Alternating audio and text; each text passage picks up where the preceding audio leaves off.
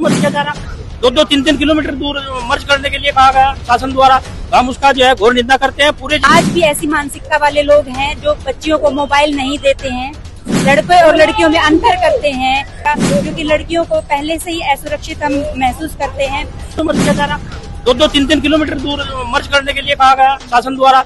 हम उसका जो है घोर निंदा करते हैं। पूरे बहुत सारा विरोध इसलिए हो रहा है क्योंकि प्रधानों को भी लग रहा है, गाँव वालों को भी लग रहा है इस बात के लिए कि ये गलत फैसला है। तो हमारी समझ में योगी सरकार को ये सोचना चाहिए कि इस बात को ये अपना वापस ले ले।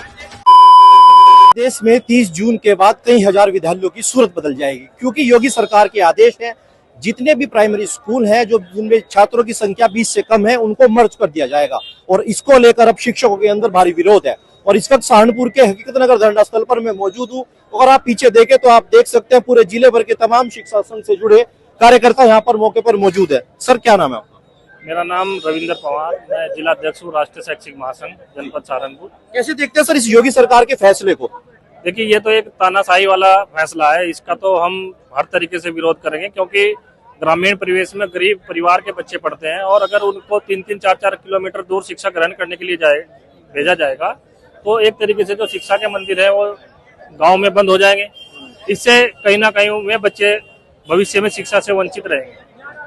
तो सरकार को इस जो तानाशाही फैसला है इसे वापस लेना चाहिए और राष्ट्रीय शैक्षिक महासंघ आज केवल ज्ञापन के माध्यम से इस कार्यक्रम का विरोध करता है। और मुझे खुशी है कि हमारे जनपद के जिलाध्यक्ष, ग्राम प्रधान के जिलाध्यक्ष भाई अनुज पवार जी यहाँ पर मौजूद हैं और अनुज पवार मदनुकी जी का समर्थन लगभग 800 से अधिक ग्राम प्रधान है, उनका सभी का समर्थन हमें मिला। मैं इसके लिए आदरणीय प्रधान जी जो जिलाध्यक्ष है उनका धन्यवाद देना चाहता हूँ। और उन्होंने आश्वासन दिया है कि इस लड़ाई में वो शिक्षकों के साथ कंधे से कंधा मिलाकर लड़ेंगे। योगी सरकार ने तो कड़े फैसले लिए कि 30 जून के बाद ये चीजें अब धरातल पर उतरेंगी, तो किस तरीके से रोक पाएंगे आप इन चीजों को? देखिए, हमारे पास तो एक ही हथियार है, हम विरोध प्रदर्शन कर सकते हैं, ज्ञापन दे सकते हैं, उसी के माध्यम से हम इनका विरोध करेंगे, धरना प्रदर्शन करेंगे। और जो प्रदेश नेतृत्व का आह्वान होगा किसी भी प्रकार का हो, चाहे प्रदेश नेतृत्व अनशन पर जाए या धरने पर जाए या किसी भी तालाबंदी या कोई भी जो फैसला प्रदेश नेतृत्व लेगी हम उनके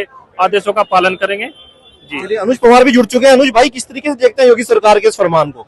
बहुत गलत है। हम इसका जो है पुरजोर घोर निंदा करते हैं, क्योंकि जितने भी ग्रामीण क्षेत्र में विद्यालय है करीबन हर ग्राम पंचायत के, जैसा हमारा ग्राम पंचायत ग्राम मदनुकी है और उसमें जो है मजरा पड़ता है सिकंदरपुर, वो करीबन 2 किलोमीटर दूर है।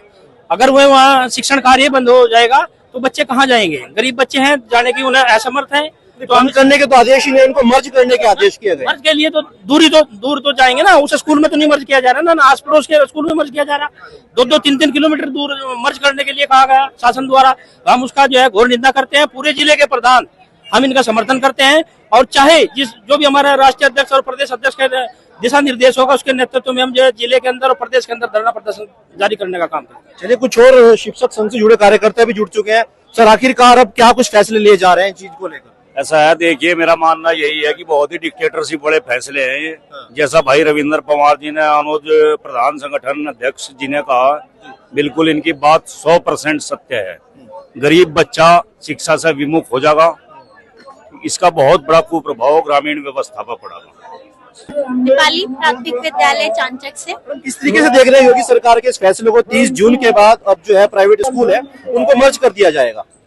हमारी जो उत्तर प्रदेश की सरकार है इनका ये फैसला तो बहुत ही गलत का तरीका ये है कि जो बेसिक के स्कूल हैं वो जिस आरटी के तहत खोले गए थे या जिस सर्व शिक्षा अभियान के तहत ये हमारे स्कूल आए थे, तो ये था कि कुआं तो प्यासे के पास आएगा, कुआं तो नहीं जाएगा, प्यासे ही आएगा। तो बच्चे ही आएंगे हमारे पास पढ़ेंगे और वो 6 वर्ष से 14 वर्ष की आयु वाले बच्चे, कक्षा 1 का बच्चा कैसे दूसरे गाँव पे पढ़ने जाएगा? मजदूरी वाले पेरेंट्स, किसान पेरेंट्स क्या अपनी खेती मजदूरी को छोड़ के वो बच्चों को छोड़ने जाएंगे? इस तरीके की कोई सुविधा नहीं है। टीचर्स के लिए भी एक बार ये सोचा जाए, चलिए टीचर्स वहाँ दूसरे गांव चला जाएगा, लेकिन वो स्कूल में सरप्लस हो जाएगा, फिर वो वहाँ से दूसरे स्कूल ट्रांसफर किया जाएगा।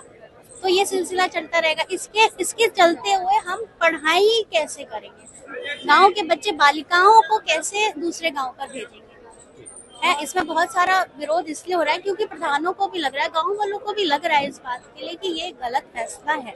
तो हमारी समझ में योगी सरकार को ये सोचना चाहिए कि इस बात को ये अपना वापस ले ले और शिक्षिकाओं और बच्चों का ध्यान देते हुए इस फैसले को उन्हें वापस ले ले। चलिए, कुछ और महिला शिक्षिका भी हमारे साथ जुड़ चुकी हैं, उनसे बात कर लेते हैं। मैडम, काफी विरोध हो रहा है, सहारनपुर से लेकर लखनऊ की सड़कों पर तमाम शिक्षक अब उतर चुके हैं।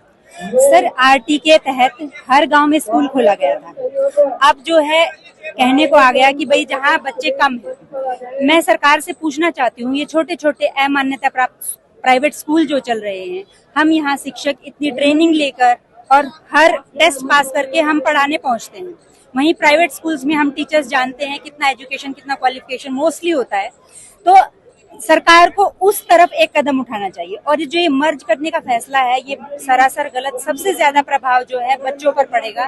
जो छोटे बच्चे एक गांव से दूसरे गांव में नहीं जा सकते और ना ही उनके पेरेंट्स उनको छोड़ने जा सकते। और बालिका शिक्षा पर सबसे ज्यादा प्रभाव पड़ेगा, क्योंकि लड़कियों को पहले से ही असुरक्षित हम महसूस करते हैं।